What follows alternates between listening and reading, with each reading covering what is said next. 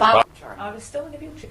Right, Yeah. so when did you get out of the wheelchair? I didn't get out of the wheelchair until Right, and how many times do you go down the gym at the moment? 7 days a week. This lady cured herself. Nobody else. She did. I'm an energy healer coach.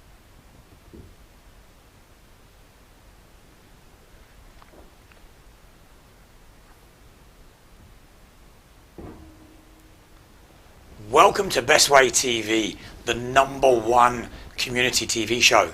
And this is... Power Talk Show. Oh, Johnny nearly got it. Johnny nearly got it. That's I cool. need some practice. We have our third superhero of 2020 here. We have Johnny Simpson joining us. Hey, thank you for having me. Much appreciated. Great to have you here. Thank you. He is, Oh, thank you very much. he is famous from being on television, BBC, STV, and he is famous in the sporting world. And we're going to come to him in a minute. I want to thank Vatican as well. Thank you very much, Mark. And how are you today? I'm doing great. Thank you. Doing great. Yep. Now, the question is, whenever we have this show, Vatican always talks about going down the gym and being big and strong. But we don't think he's actually big and strong enough. So, because of what Johnny's done, and he's got this amazing story, we've got something special for Vatican. My God, Mark. So, during the show, Vatican is going to show us how strong he really is. Right. This is like a chest expander. Right. Right, and this is especially for you. Right, this Vatican is old school. This is how you really train. Demonstration. Mark, where did you bring this? Ow. Oh, I didn't make sure I don't snap my jaw. Yeah, careful. So, whilst Vatican trains with us, I want to tell you about this guy. Right, this is the most amazing, inspiring story. So, if you've got any pains, any niggles, things you're unhappy about in your life, after this story, you're going to go, no, never again am I going to moan. Because this guy here, when he was born, he was told he would never live past, what was it, 6? Yeah, they told my mother I'd probably live till about 6 years And old at the time. that was because you had, Cystic Fibrosis. which is... A genetic disorder. It mainly affects the respiratory system and digestive system. Would you like me to elaborate a little? Yeah, just how does that affect you? basically, well, we're prone to like severe lung infections, that kind of thing. So we've got like an impaired immune system. We have like a thick secretion, a build-up of mucus, which basically can damage the lungs and pancreas over time. Yeah. So obviously it has like an effect on every part of the body, basically. There's like over 1,000 different types. I have the most common type of it, which is double delta F508. So there's lots of medication we need to take every day, like 40 tablets, 3 nebulizers. Wow. Yeah, and we need a very high calorie diet because we're always malnourished. Okay. And we take digestive enzymes to break down our food because our pancreas can't do that. So there's lots of things involved in it. Now, he Yeah. was told when he was never going to live past he was 6, and as you can see, he's a lot older. Thankfully, yes, a lot You older are now. now I'm 33 years old, just turned 33. Yes. 33. Yeah. And people I'm with happy to be here. Yeah. Very. You told me people with cystic fibrosis normally only live to... Well, it's depending on which country you're in, but the UK, the average age, the median age of death is 32 years old. 32. So this guy's the life expectancy is currently 38. So there is a difference between the two. So, that's it. So the guy It's is done. a superhero. He's done. Done. You passed the maximum. Yeah. But that's just the start of the story. So I understand that when between up to about your 18th birthday, you'd spent how long in hospital? Well, I used to spend like 2 weeks. This is on average because we're doing IV medication, and a lot of the time I'd go into hospital for that. And this isn't including all of the other exacerbations or illnesses I had in that time. I used to do like 2 weeks in hospital, like near enough every 8 weeks. So that added up over 18 years, and then all the other stuff, that's adds up to a few years. How long were you in hospital in total for? You're talking about 3 years. 3 years. Altogether in my life, it's been about 3 years. Yeah. So can you imagine spending 3 years of your life in a hospital? And when you got to 18, what did you weigh? I was about 6.5 stone when I was at my 6.5. worst. Well, obviously I weighed less when I was younger, but when my health was at its worst, I was around 6.5 stone at about 5'9". Right. See, I've got sticks in my guard. Yes. That weigh more than 6.5. See, this is the thing, and if you hadn't met me at the time, you would not have believed how like emaciated and skinny I actually was. I honestly have never met somebody who was like, who started training skinnier than I was. You know, like my bone structure is still very, very small now, but like my like my legs were the same width from my ankle all the way up to the top of the thigh, and my wrists like were literally my arm was like the same width at the top here, at the thickest part of my wrist. Really? You know, so yeah, I was literally. So it's just like purely like bone. None. One thing I regret is the first pictures I took of me were like 3 months after training, because I hated taking pictures of myself. You know, so I wish I took pictures of me when I really, really first started, because I don't have anything to show justice of how skinny I actually was. And people were shocked enough at the pictures I took after I'd gained like about 5 or 6 kilos. So, you know, and that was after a few months of training. So yeah, it's. So would you say when you were 18 you'd kind of hit a rock bottom point then? Definitely, yes. Yeah, I was at my worst then, because I think that's when it caught up with me mentally, you know, because like, you know, the first 12, 13 years of your life, you don't really know what's going on mentally, and then obviously people start to hit puberty, that kind of thing, you know, your adolescent mind grows, you start to create more awareness in your life, and that's when you start to see the impact it has on you more internally. So that's when it started to like have more of a build-up for me. Obviously it was affecting me in childhood, but you're not aware of it at the time, because as a child you're a victim of circumstance, aren't you? You don't have a control over what's going on in you, you're just soaking it all up. So in the teen years it did start to like have more of a build-up and an impact on me. Yeah. And was there anything dramatic that happened in your kind of family life as you were getting older? Yeah, there was a few things there. Like obviously I wasn't exactly a golden child, I'm not gonna lie. Right. You know, I like things were a bit rocky at home, so like there was a few things there, you know, without going into too much detail on that. Yeah, fine. It's just for certain people watching, that's all. Yeah. But yeah, so yeah, that was pretty rocky. That did not help at all. But I became my own worst enemy as well, because you know, I stopped looking after myself, because I guess I was wallowing in self-pity, so I stopped looking after myself. I wasn't doing my treatment, but I was also very ill, so the combination of the two was just disaster. Okay, so go on, Pascal. So I was going to say, Mark, because you asked a very important question there about like at the age of 18? Yes. The age of 18, you felt like this is worse. Cannot be worse than this. Well, yeah, I didn't want to be alive anymore. You know, I did literally have clinical depression. You know, I didn't want to get out of bed in the day. I didn't want to wash, didn't want to do anything, you know. There was just no drive whatsoever, literally no drive. Okay, so you're 18 years of age. Yeah. Right, you're 6.5 stone. Yeah. Right, you're on the edge. Yeah, in every sense, yeah. In every sense. Yeah. So what changes that you say, I'm going to do something different? I'll never forget the day. It was the 10th of October 2005. I woke up one day, and after, you know, I'd run myself into the ground mentally and physically as much as I probably could. I woke up one day and was like, honestly, had this, like, I don't want to call it an epiphany, you know, I'm not religious, I'm spiritual, as you know, but at the time I didn't know what it was, and I had this crazy, I'd call it survival instinct kicked in, and I just woke up and was like, I cannot live like this anymore. I looked in the mirror and was like, you've caused this, only you can change it, you know. So I really had to dig deep and look at myself, and when as soon as I could do that, it became very easy to change, you know, as soon as I stopped running from what I was creating. Okay, so what did you then do after that? You had this epiphany, right? I did, and you've gone, right, I'm going to take charge of everything. Yeah. So I basically went into overdrive. I started force feeding myself as much as I could. Because back then there was no resources to, like, you know, like we didn't have online resources on how to train. Like bodybuilding with cystic fibrosis was not a thing. It wasn't mainstream. It wasn't well known. So I just like did whatever I thought I should, like eat as much food as I can, like train as hard as I can. Just the more the better of everything. You know, I used to like force feed myself to the point of being sick. I used to train, cough up blood. You know, I just was that desperate to change, you know. But you've been like quite successful with the training though. Yes, that's true. Yeah. This is why Vatican is so keen to kind of like. But before, Mark, maybe you, because I'm still kind of inspired with your story. But I want to know what triggered you. I know Mark has already asked you that question, but I want to really know what triggered you to come to the point where you need to talk to yourself. It's like you're talking to someone, you're talking to you.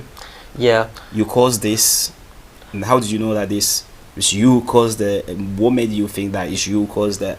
Because I think I'd been like blaming other people and like things in my life for too long, and then I finally realised that it wasn't those people, it was me reacting to situations, and it was me reacting to my health. It was nobody's fault that I have cystic fibrosis. I never blamed that on anybody, but the only person that could change that was me.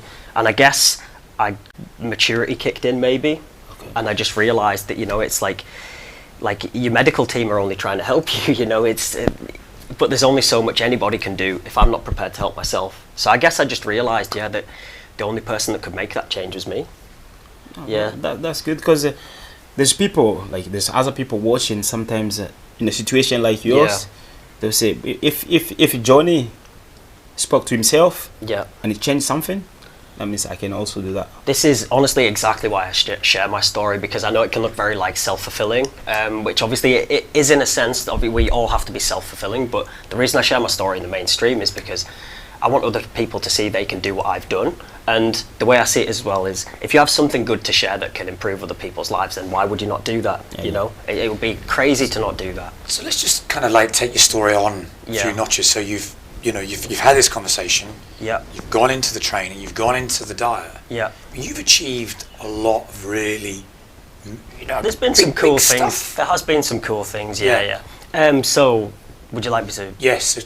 Well, start with the bodybuilding thing. Well, with the bodybuilding, again at the time, see, people thought they thought I was crazy, right? I was like, right, I've got cystic fibrosis. I know for me, I had amazing results with training and nutrition, and I was like, social media wasn't big at the time either. Yeah. It was just starting to grow. So I was like, right, I got these results, and I was like, this is so good. This is like saving my life. It literally is doing that. So I was like, I need to combine this somehow with social media and share it. So I started doing that, and I started literally back then it was all newspapers, it was all radio, it was all TV, it wasn't social media. So I started banging on doors, getting in touch with people, and my story just started growing. I got in touch with the BBC. Somebody, Nicola Wilding, actually was one of the people who started it all. If you're watching, big up to you, thank you. We originally started filming for BBC Three. But then after that, we filmed for maybe 3 months or 4 months, but then we got to the final stage of filming and something happened.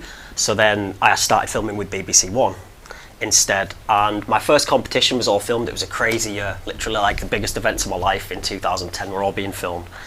And then competition was on air on BBC, and then I ended up getting sponsorship after there, and it all just kind of, my story just got shared everywhere, newspapers, radio, and it's just been like that ever since. It's been really cool. I've been very lucky, but also it's been a lot of hard work as well.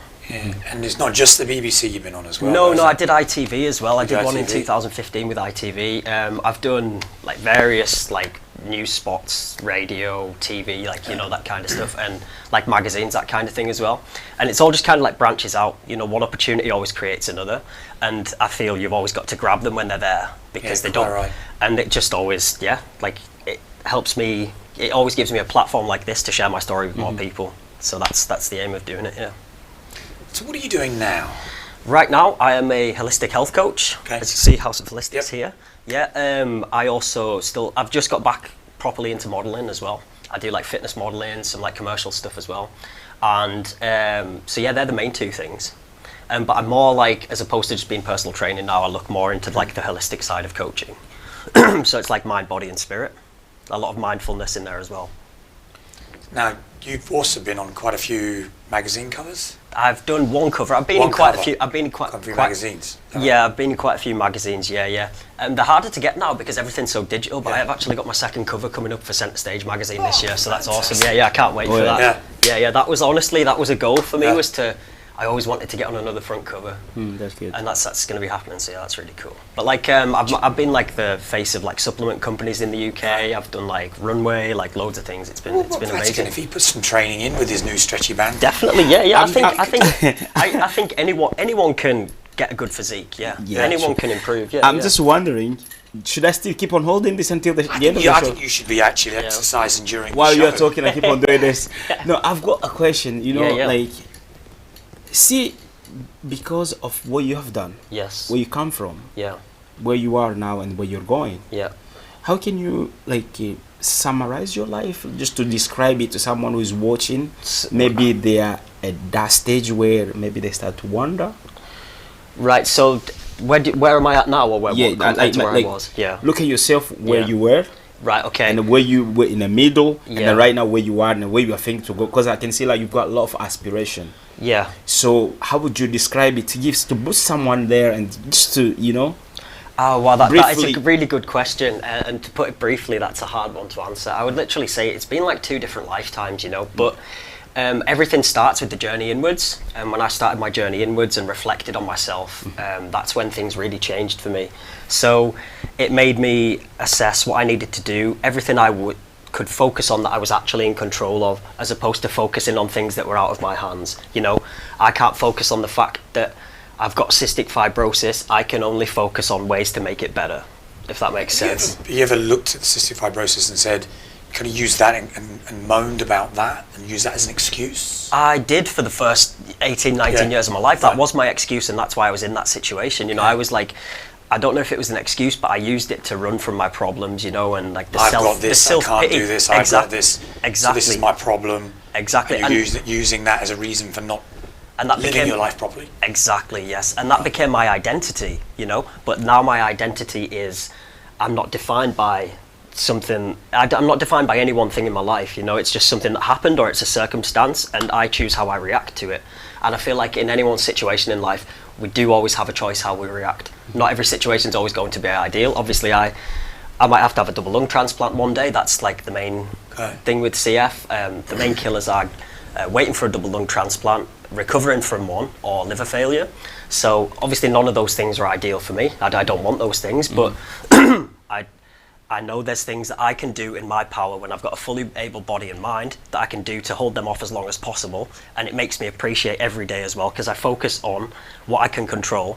Right. And so I've got a really interesting question then, right? So let me just hand this. Let me just shake his hand. Thank you, man. Because it's inspiring. So it is incredible. Yeah. But this is a really interesting question for you, right? So you're happy in your life now. I am, yes. Right.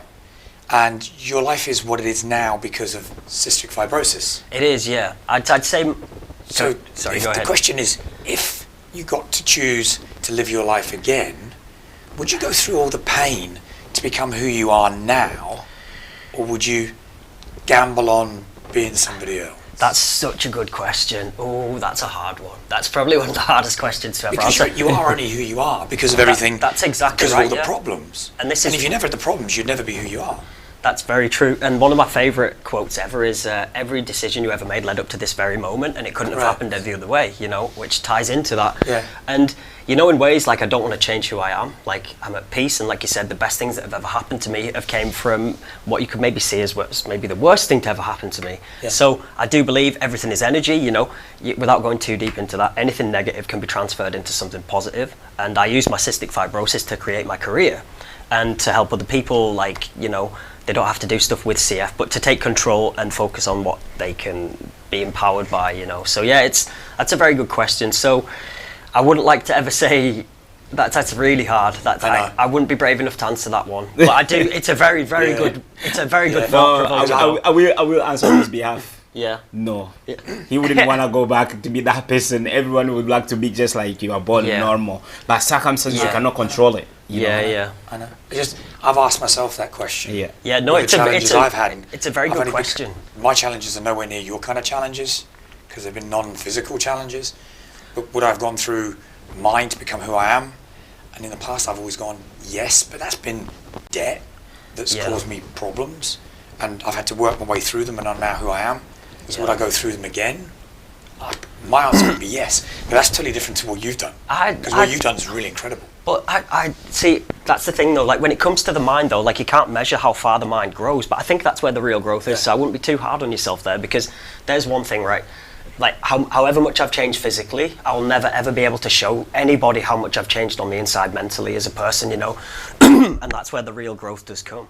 But the thing is, the difference between everybody is we all have a choice. No, sorry, these are the things that we all have in common. We all have a choice. We all have a choice. And what we do in life is whether we embrace our situation or we run from it. That is the only difference between people, I feel. So, I've got 2 questions actually. Right? Yep. I'm going to come back to that as a second one, right? Yeah. But let's say you're halfway through your life. Yes. Right? Forget about what people say people are going to live to, right? Because you're obviously different to everybody else. Right. Right? What would you like to achieve in the second half? Right. I honestly, the simplest answer is to just, I want to, now I've attained a level of peace, I want to keep my life peaceful, and I'm prepared to do anything to keep that now, you know, because I've been through so much, like, eventful things in the past. I will never, ever, ever sacrifice that for anything or anybody ever again now. So by peace, what do you mean? Just like... just to be, like, content within myself, you know, like, I don't mean the fact, like, I would, like, run away from adversity. I more mean the fact that I'm going to embrace things that are important to me, my life goals, regardless who there is, like, who's involved with it, you know. As long as I'm doing what I feel is right for my mission objective and my life, whoever does it with me, that's fine. As long as I can get to do what I want to do happily. Wow, that's fantastic. Yeah, that's yeah. fantastic. Johnny, I need to ask you this question. Yeah. Sorry, Mark, because he's talking about the spiritual that you're trying to mute. Yes. But I'm quite curious because you are here to inspire, and then maybe I don't know how many people that are watching us, and then how people that want to be inspired. I don't know. But what do you mean, like the spiritual side, that kind of?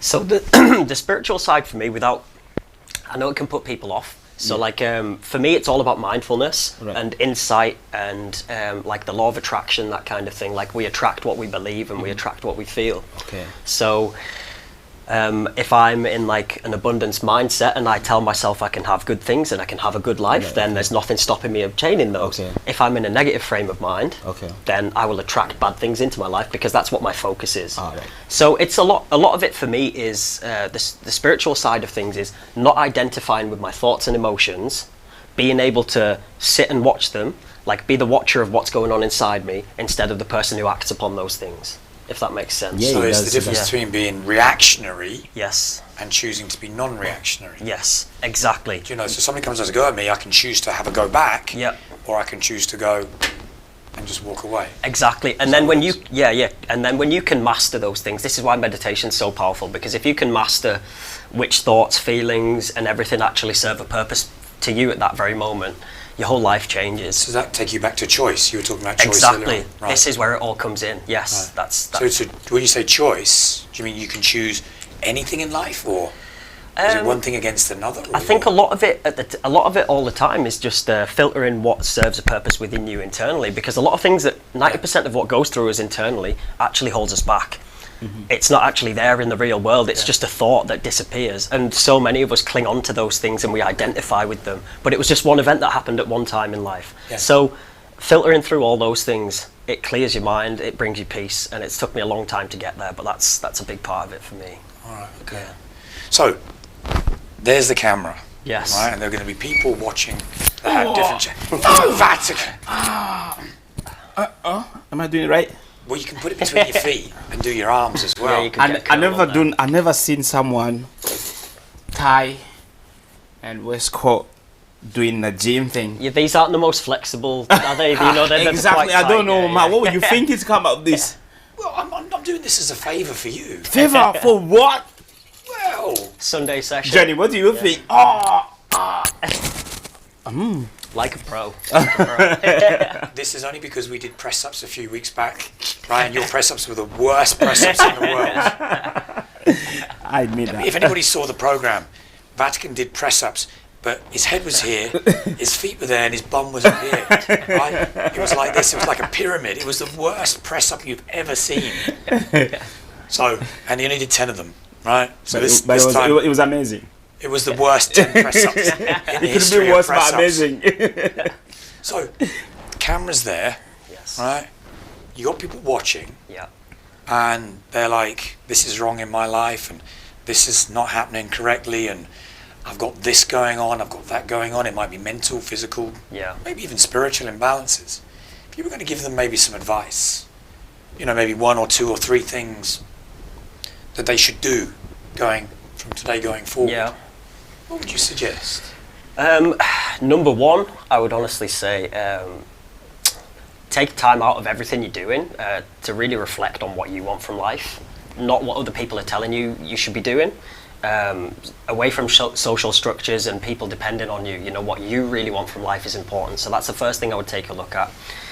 Secondly, I would come up with a plan. We always need a plan to get to where we want to be. You know, whatever our circumstances are, we can always improve them. So yeah, a plan is important. And number 3, I'd say focus on presents, like right in front of you, because if you distract yourself like too Christmas much, presents, birthday presents, on Christmas and birthday, yes, as joking. long as they're right in front of you, yeah. But what I would say there is, focus on what is right in front of you, because that's usually what we control.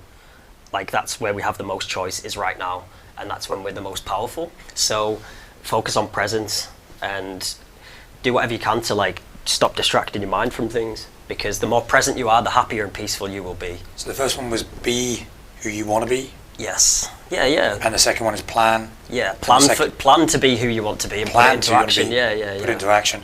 And the third one is just live in the moment, in the presence. Definitely. Yeah. I'd say presence, because like that's where the real power is with most things. The less present we are, the less skilled we are in most situations. So how's that different from people that want to kind of have a plan that's into the future? And you want to be in the present? Well, that's why I said them as 2 different things. Yeah. Because obviously, like, you can being present gives you a real awareness of the past, present, and future. Okay. When you run off with a thought, you're not present about them because you're creating a story in your head. So that's like being like kind of consciously awake. Exactly. So say right here, right now, and you were fully in this moment. If I asked you about the past or the future, you'd give me the most sensible answer. But if you just went off on a tangent and you were thinking, so obviously we always have to be like aware of the past and future, but the difference is being aware of them and being carried away with them, because that's when the anxiety and stress comes in. So if I'm not in the present, it's probably because I'm daydreaming about something. Yeah. Exactly. I'm about thinking about this, or thinking about that, or I'm worried Yeah. about this, or that. So there's a difference between being here Exactly. and your mind being somewhere else. Exactly. Is that right? Yeah, and so the way I describe it to most people is like, you know, you get the typical person, work Monday to Friday. Yeah. They do, sorry, I'll try and keep it short. They work Monday to Friday, all they can think of is the weekend. Then they get to the weekend and they're dreading Monday. They're never present, so they're always worried, they're always stressed. If they could just be right where they were, they would enjoy everything so much more, and they would taste every experience so much better as well. It makes more sense. It does. Yeah. And then you stop stressing about like waiting in a queue or having to be there, you know, it's just slow things down, come back to the moment. Because I saw some stats, and it said something like we as humans have something like 80,000 thoughts a day. Yep. But maybe at least 90% of them are on things that never happen. Exactly. Right? We're worrying about this, we're worrying about that, and I'm going to be late for this, and what happens about this person, and this, that, and the other. So we have all of these thoughts, and the majority are irrelevant. Exactly. They serve no purpose. And this is why I'm saying, like, the more present we are, the more purposeful we can be in who we want to be, because we're not clouded by those things. Brilliant. Yeah. Brilliant. So you heard it first there. Exactly how to take charge of your life and to make it something amazing. This is, I think, been an absolutely incredible story. I really appreciate it. I know I kind of said like first half, second half, but you could live into your 90s and this could just be your first. No, my question was that, what do you mean like second half? Honestly, I feel like things like are really just starting to get started now. Yeah. I'm not planning on going anywhere anytime soon. No chance. Apart from home today, that's it. Yeah. Johnny, I've got like a quick question to ask you. Yeah, go ahead. How much longer do you attract yourself to live again? 200 years? See, I as long as I can live. Well, I don't know. I guess you don't have a number. There's another thing about presence. It's just like take it as every day. Yeah. You know, I do plan for the future, but I'm living for right now. Yeah. Okay. Yeah. Just live a moment. That's great advice. That's great advice. So we're coming to the end of the show. Johnny's been an absolute inspiration. Please add comments below this, and Johnny can answer different things, and we'll put a link so you can actually see the kind of work that he does. Definitely. Because we've had 2 superstars. This is our 3rd superstar, but this is somebody that's been on the BBC, he's been on ITV, he's been in magazines, and he's going to be in a lot more television. So this is our most famous guest. I wouldn't quite go that far, but maybe one day. Maybe one day. I know what I was gonna say there. Before you close the show. Before I close the show, I was gonna say, John, do you have any social Facebook or anything like that? I do, yes. Good point. My Instagram and Facebook is Johnny Pop Simpson, and my TikTok is Pop Nut. P-O-P. Okay. So basically, right now, what you say you doing now? What are you doing? What with my social media? No. What? You sorry, my profession. Yeah. I'm like basically a holistic health and wellness coach. I coach people online and face to face. based on your own experience. Yeah, a lot of that comes into it. Yeah. There's like nutrition, training, and mindfulness. Yeah, and what we'll do is we'll put Johnny's details up as part of the comments underneath. If you want to contact him, you can just speak to him direct. And Mark, awesome, that'd be great. Thank you. all of this is for free. It is for free. You could pay for this, but you get it on the Power Talk Show for free. He came all the way from down south. Yeah, Penrith. Yeah. Lake How many miles District. is that? It's not. It was only an hour and 20 minutes. Yeah, it's but it maybe 100 miles or so. 4,000 miles the guy has travelled to. Yeah. all the way to come and give people Yeah. this good news. It's amazing, man. But things like you have to. This is a thing, and there's another thing. Grab every opportunity that comes in front of you. You know, Absolutely. because if I said no to this, I'd just be sat at home thinking about why didn't I go. Absolutely. You know, so just take the opportunity when it's there. You don't know if like for people that go to church, they say like in a Christian life, if you bring one person to God, you say worth it. Exactly. So you don't know today. You don't know how many people you've saved. If it's one person, if it's half a person, it's still okay. Exactly. And even imagine though, even half a person. That's just It's a tiny person. Was it just the legs? imagine though, even if you did just change one person's life every week, how much you're going to get from that in your life as well. Exactly. All right. So we've come to the end of the show, right? And Awesome. the Vatican says, you get this for free. Free. This is the most inspiring, motivational Free. TV show that you're going to ever get to watch. And everything in here is based on facts. It's based on what people have actually achieved. They've done it. And if they've done it, you can do it too. Exactly. Right? So I'd like to thank Vatican, as usual. And of course, Johnny, our Thank you for superstar, having me. our Thank you for superhero. And we're going to see you next week. A lot of injustice. What? No Super John, but Super D, Super Edna, Super Johnny. Super Johnny. Super Johnny. I'm sure some people that are watching, they'll be like, Mark. No, I'm just Mark. watching I'm you. just Mark. Listen, thanks very much. And we'll Take see care, you next everybody. week. Thank you Cheers. for Bye-bye. watching. Take care. Bye-bye.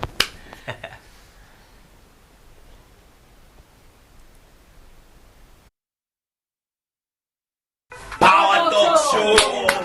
Power Talk Show. Power Talk Show. Power Talk Show. I was still in a wheelchair. Right, Yeah. so when did you get out of the wheelchair? I didn't get out of the wheelchair until Right, and how many times do you go down the gym at the moment? 7 days a week. And this lady cured herself. Nobody else. She did. I'm an energy healer coach.